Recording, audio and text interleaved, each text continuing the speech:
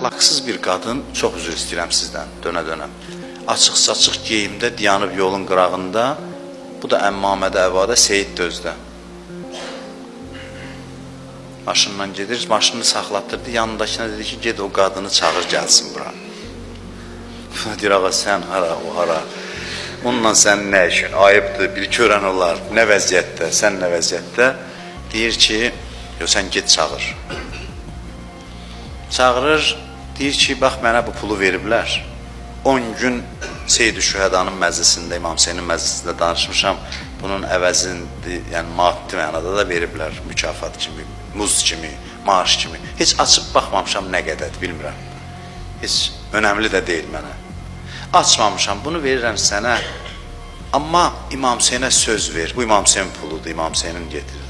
İmam Hüseynə söz ver ki, dayı, bu işlərə, bu yola düşməyəsən. Söz ver İmam Hüseynə.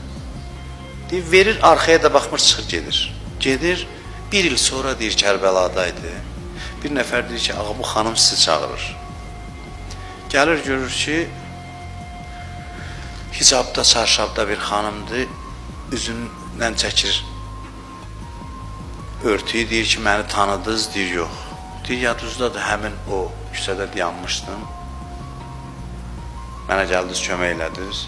Sən başçuğu götürdün, getdin, arxaya da baxmadın, amma mən oturdum yerə ağladım. Dedim, ya Abdullah, mənə də nəzər eləyirsən, mənə də fikir verirsən. Oturdum, deyir, ağladım mən orada və mən dəyişdim. Məni də diriltdi İmam Hüseyn. Mənim də əlimdən tutdu.